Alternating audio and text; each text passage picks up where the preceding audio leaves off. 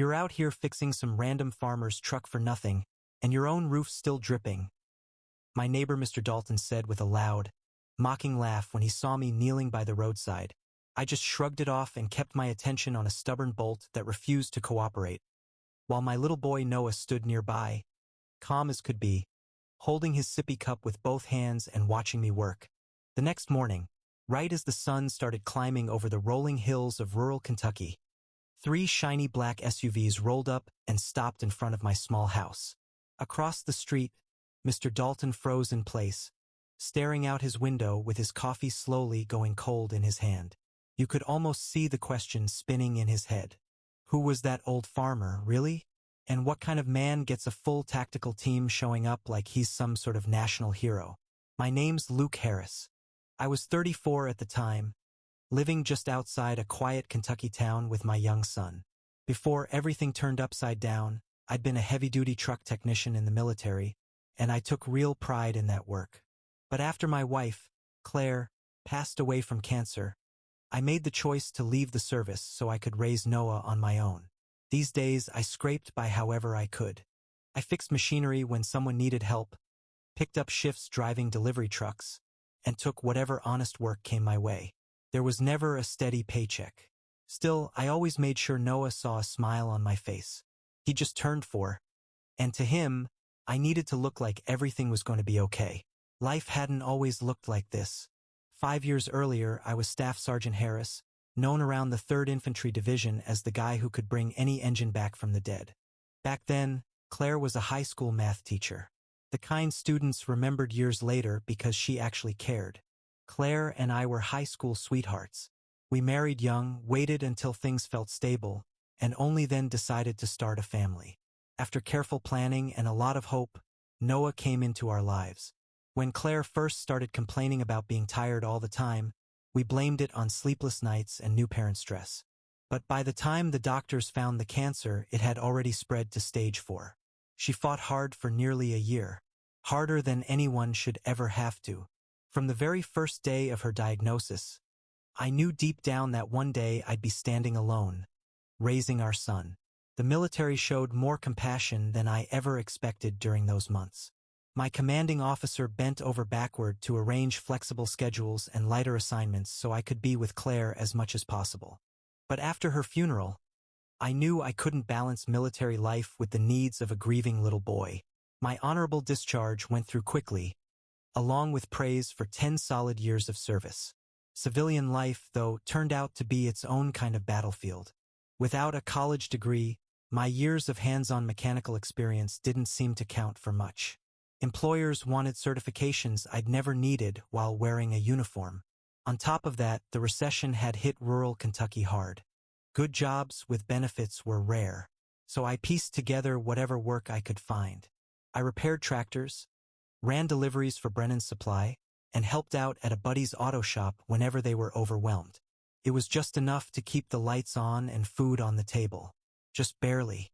That afternoon, after dropping off a delivery for Brennan's, I was driving Noah home when I spotted an old pickup broken down on the side of the road. The owner, a thin older man in a mud-streaked jacket, stood under the hood, clearly frustrated but quiet about it. I didn't hesitate. I pulled over, parked, and grabbed my tools. "I've got a toolkit in the trunk," I told him. "Maybe I can help." He just nodded. No introductions. No arguments. He simply stood there, watching as I got to work. The problems were obvious once I took a look. Corroded battery terminals and a timing issue. Easy fixes if you knew what you were doing. While I worked, I could feel the man's eyes on me. He wasn't nervous or impatient like most folks stranded on the roadside. His gaze was calm, steady, almost like he was studying how I moved. That's when Mr. Dalton wandered by.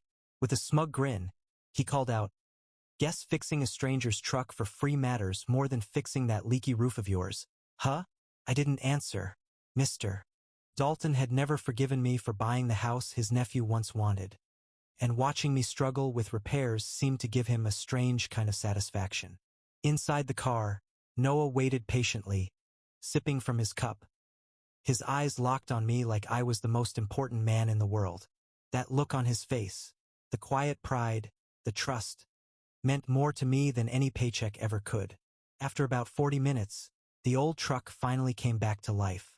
The engine roared, then settled into a smooth, steady rumble. That's when the old man finally spoke. "You didn't ask my name," he said, his voice rough but confident. "But I won't forget yours. Sometimes the value of what you do isn't about who you help. It's about helping because it's the right thing to do." That night, I got home well after dark. While I scrubbed grease off my hands at the kitchen sink, Noah, already in his pajamas, looked up at me and asked, "Daddy, did you know who that man was?" I smiled and ruffled his hair. "Nope," I said. "Didn't need to, just knew he needed help." That idea had been drilled into me from my earliest days in uniform. My first sergeant used to say you help your battle buddy because they need you, not because of rank or background, but because it's right. After tucking Noah into bed, I sat alone at our small kitchen table, the room lit by a single dim bulb. I sorted through a growing pile of bills, late notices, electric warnings, and looming property taxes, wondering how long I could keep everything afloat. The leak in my roof got worse every time another storm rolled through. Those hard Kentucky summer rains didn't care one bit about an empty wallet. More than once, I thought about calling my parents up in Ohio and asking for a loan. But my pride stopped me cold. They'd already carried the heavy burden of Claire's funeral, and at 34, I felt like I should be able to stand on my own, no matter how uneven the ground felt beneath my boots. That night, I ended up falling asleep right there on the worn-out couch. Crickets chirped softly through the old screen door, and every so often, the low hum of highway traffic drifted in and rumbled against the quiet Kentucky dark. It wasn't peaceful exactly, but it was familiar. The next morning, I was setting a bowl of cereal in front of Noah when a sudden blast of car horns shattered the calm. "Daddy, someone's here," Noah said, his eyes lighting up as milk ran down his chin. I wiped his face with a napkin without even thinking and walked toward the window. The moment I saw what was outside, my feet locked in place. I stepped out onto the weather-beaten porch, blinking like my eyes were playing tricks on me. 3 sleek black SUVs sat lined up across my yard, engines idling low. Men in plain clothes began stepping out, calm and controlled. I didn't need uniforms to know what I was looking at. The way they moved, the way their eyes swept the area, these were military men. Training like that never leaves you. One of them approached and flipped open a leather ID case. "Lieutenant Colonel Wilson, sir," he said sharply. "We're with the Military Personnel Protection Unit. Someone important would like a word with you." My mind immediately went into overdrive. Had something gone wrong with my discharge? Was there an issue with the small veterans benefits I depended on? Or worse, could this somehow involve Noah? But Claire's parents had long accepted that I was his sole guardian. Before I could spiral any further, the rear door of the center SUV opened. A tall, distinguished man stepped out, silver-gray hair catching the morning sun. Just his presence alone made my spine straighten on instinct. Even dressed in jeans and a jacket, his authority was unmistakable. I recognized him instantly. General Matthew Sawyer, retired, former commander of operations in Afghanistan, now a special advisor to the Joint Chiefs of Staff. The man didn't need a uniform to take control of a front yard. He gave me a small, steady smile. "At ease, Harris," he said, his tone easy, like he knew exactly how unsettling this had to feel. "I'm retired now, but what you did yesterday, that wasn't just fixing an old truck." I stood there quietly, hands slipping behind my back out of habit, waiting for him to explain. "You didn't know who I was," he continued, "and that's exactly why this matters. You're one of the rare ones who doesn't need a name or a title to decide what's right." His eyes drifted toward my house. The cracked steps, the chipped paint, the toys scattered across the thin lawn. None of it seemed to bother him. "Mind if we talk inside?" he asked. "This isn't classified, but it's better kept private." I nodded, suddenly aware of my faded t-shirt and worn jeans. Still, he followed me inside without hesitation. Noah sat at the kitchen table, spoon frozen in midair, staring wide-eyed at the unexpected guest. The general's face softened instantly. "You must be Noah," he said, crouching slightly to meet him at eye level. "Your dad helped me yesterday when my old truck quit on me." Noah nodded seriously. "Daddy fixes lots of things," he said with quiet pride. "I bet he does," the general replied, smiling, before turning back to me. "Could we talk for a moment in private?" I nodded and gently sent Noah to his room, promising I wouldn't be long. Once little footsteps disappeared down the hallway, the general's expression grew more serious. "Luke," he said after a slow breath, "that truck you helped yesterday, it was mine. But what you didn't know is that you weren't just fixing an engine." He explained that inside the truck were classified documents, reports being prepared for Congress about a fund designed to support veterans living in poverty. He paused, watching my reaction carefully.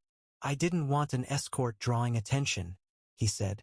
"I needed to see real life, not the polished version politicians get. I wanted to understand what happens to our soldiers after the war's end. And you, Luke, are living proof of a truth Washington doesn't always want to face." I frowned, trying to make sense of it. "With all due respect, sir," I said quietly, "I'm not sure I understand. For the past year," he continued, "I've been traveling quietly, meeting veterans where they live, hearing their stories, seeing their struggles firsthand." He gestured around my small kitchen, the aging walls, the signs of wear and stress everywhere. "This," he said simply, "is what they need to see, a decorated veteran barely getting by." I felt heat rise in my cheeks, a rush of embarrassment, but he raised a hand before I could say a word. "This isn't judgment, Harris. It's evidence. Evidence that we're failing the people who held this country together when it mattered most." He reached into his jacket and placed a thick envelope on the table. "This is an official thank you," he said, "but it's more than words." As I picked it up, my hands trembled slightly, already sensing that whatever was inside was about to change everything. Inside that envelope was an invitation to something brand new, a nationwide effort called the Veteran Technician Project. It offered a steady salary, nearly triple what I was barely scraping together, along with housing assistance and full tuition support for Noah's education. For the first time in years, the numbers actually made sense.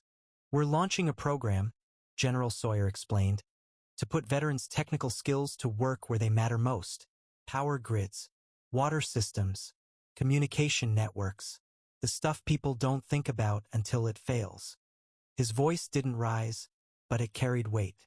"I told Congress we need to invest in men like you," he continued. "Not because you're struggling, not because you need charity, but because you're the backbone of what's right in a world that's forgotten how to value decency." He leaned back slightly, studying me. "You never asked who I was. You helped because someone needed help. That's rare, Luke. And that kind of integrity is exactly what we're missing." My head was spinning. Less than 24 hours earlier, I'd been worrying about how to pay the electric bill before the lights got shut off. Now here I was, standing in my beat-up living room, listening to a retired four-star general talk about giving me and my son a future I hadn't even allowed myself to imagine. Felt unreal. But something in his tone, steady, serious, grounded, told me this wasn't a dream. "I don't understand, sir," I said quietly, the envelope still unopened in my hands. "You're offering me all this because I fixed your truck." General Sawyer pulled out a chair at my worn kitchen table and motioned for me to sit. He took the seat across from me, the old wood creaking under his weight, a strange reminder of just how out of place a man like him looked in my small home. "Let me give you some context," he said. Even in retirement, he carried the calm authority of someone who once commanded armies. "For the past year and a half, I've been leading a congressional task force on veteran support. And frankly, the results have been disappointing." He paused, rubbing his temples, the polished image cracking just enough to show the man underneath. "We've read the reports, studied the data, listened to experts. It all paints a picture, but it never explains why things are really broken. So I stopped reading about it," he went on, "and started seeing it." He told me he'd spent the past year traveling quietly through 5 states, blending into veteran communities, seeing conditions firsthand. Then he said something that made my stomach tighten. "That breakdown yesterday wasn't an accident," he admitted. "I staged it, left the security team behind, dressed down. I wanted to see who would stop, who still understood duty and compassion." It took a second to sink in. "You were testing people," I said softly. "Observing," he corrected gently. "In 14 staged breakdowns across 3 states, you were the only veteran who stopped without hesitation," he continued. "Most drove past. A few demanded money up front. One even recognized me and tried to turn it into a job opportunity." He leaned forward, eyes intense but kind. "But you didn't ask my name. You didn't ask for anything. You just helped. You even refused payment.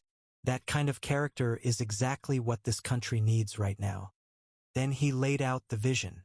The Veteran Technical Corps, a pilot program designed to take veterans with mechanical skills, give them specialized training, and place them in critical infrastructure roles across the country.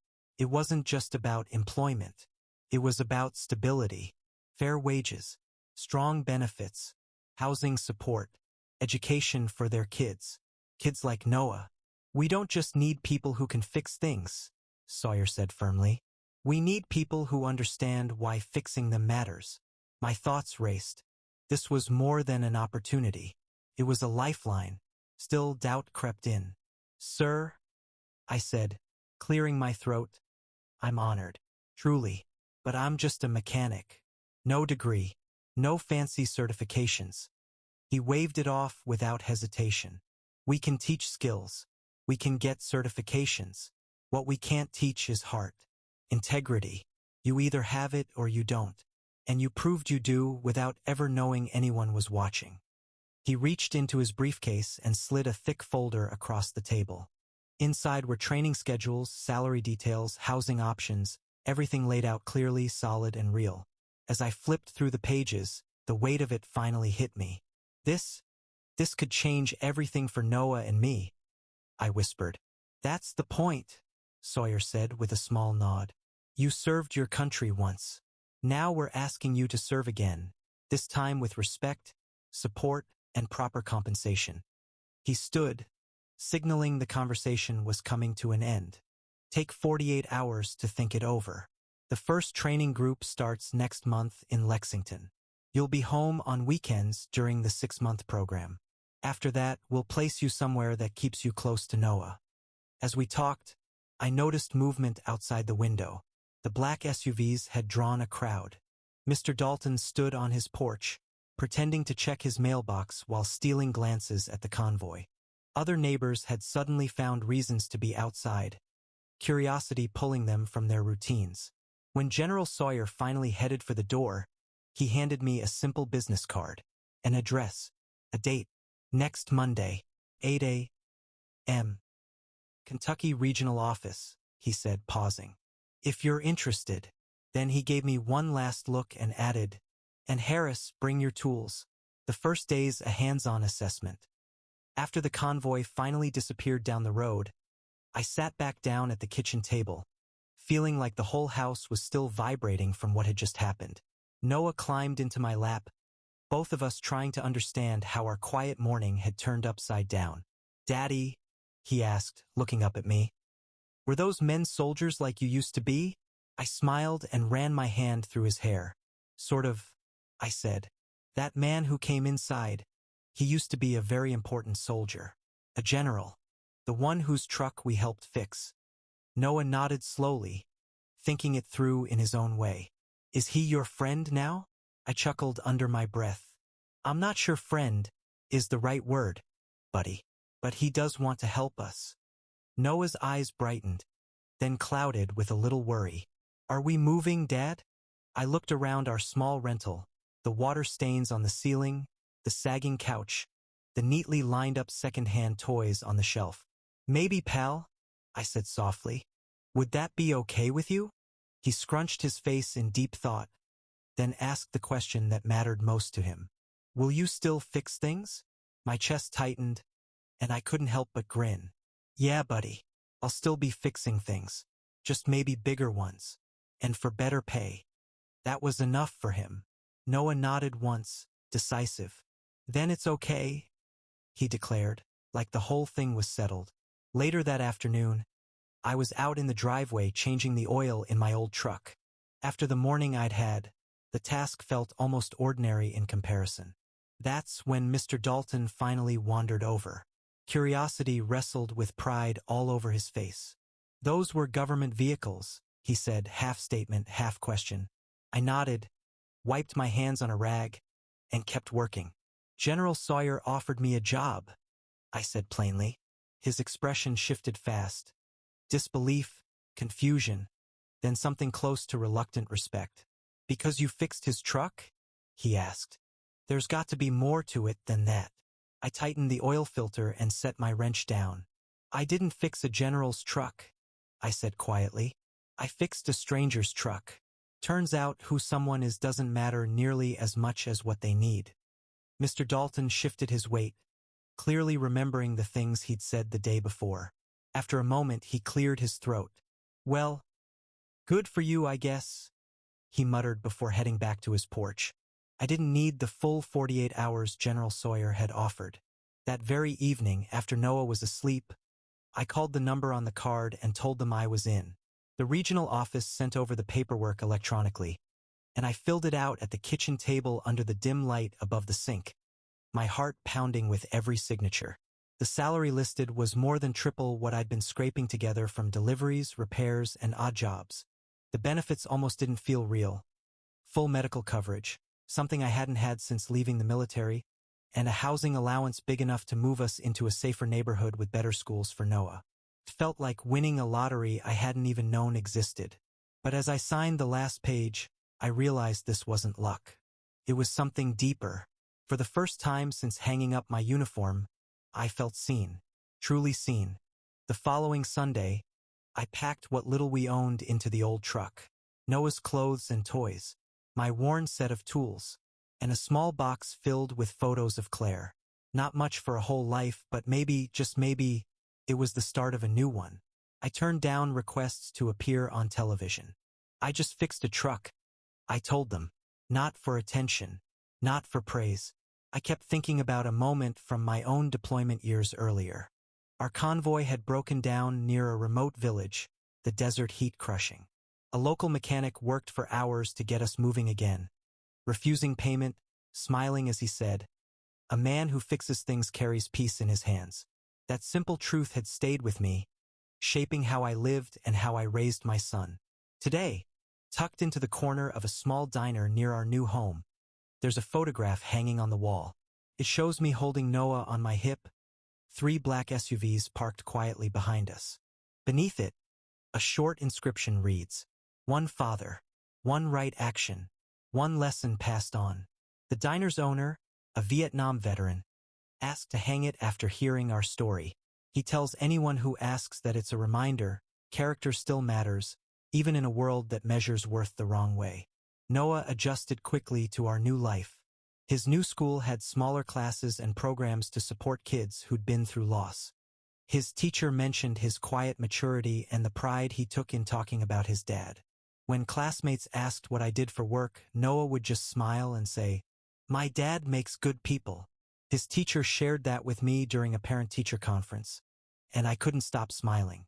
Kids, I've learned, often see the truth clearer than adults, without titles, status, or paychecks getting in the way. A year later, I'd become a core part of the Veteran Technical Corps. My experience and steady leadership put me in a role training new recruits, other veterans searching for purpose after service. The program grew fast, partnering with technical colleges and offering certifications and apprenticeships in communities with high veteran populations. I still keep the photo General Sawyer sent me on my desk, a reminder of where it all began. And beside it sits another picture, one that means even more. It shows Noah standing in front of our new home, backpack slung over his shoulders, smiling wide on his first day of kindergarten. No more leaky roof. No more constant knot of worry sitting in my chest. Just a clean start and a future that finally felt open. Some weekends, I'd load Noah into the truck and drive back through our old neighborhood. Not out of nostalgia, but to remind both of us how far we'd come. We'd stop by Mrs. Keller's place to drop off groceries or help with yard work. Even Mr. Dalton got the occasional visit, though our conversations stayed short and a little stiff. One afternoon, after we helped him fix a broken water heater, Noah asked a question I could tell he'd been holding on to. "Dad," he said, brow all scrunched up, "why do we help Mr. Dalton if he was mean to you before?" I paused, wiped my hands on a rag, and chose my words carefully. Because, buddy, helping people isn't about whether they deserve it. It's about the kind of person we decide to be. When the Corps' quarterly newsletter featured my story, they asked what I considered the most important tool I owned. Perspective. I told them without hesitation. The ability to recognize that what feels like a hassle might actually be an opportunity. That broken-down stranger on the roadside might be carrying the answer to a prayer you haven't even spoken yet. The article spread fast through veteran circles. Emails started pouring in from service members all over the country. Men and women who saw themselves in my story. Skilled people trying to figure out how to translate military discipline into civilian life. General Sawyer, now serving as a senior advisor on Veterans Affairs, often referenced my story in his speeches. Once he told Congress, "We measure readiness in equipment and budgets. But the real strength of this nation lives in people like Luke Harris, people who choose to do what's right, not because it's rewarded, but because it's right." The success of the Veteran Technical Corps led to new programs in healthcare, education, and emergency response, all built on the same idea. Character comes first. That Christmas, I received a card I never expected, from Mr. Dalton. The message was short, but sincere. "You showed me I was looking at the world all wrong. Thank you for that." I tucked the card away, not out of pride, but as a reminder that change is always possible, even in places you least expect. On quiet evenings, after Noah was asleep, I'd sit out on the porch and watch the stars come out one by one. I'd think about how a broken-down truck and a stranger in need had set everything in motion. It wasn't luck. It wasn't timing. It was a choice. I still wonder how many chances pass us by every day, disguised as inconveniences we're too busy to stop for. Have you ever seen someone mocked for doing the right thing, only to be rewarded in ways they never imagined? If you have, share a story of kindness you've witnessed. Someone out there might need that reminder that goodness is still alive.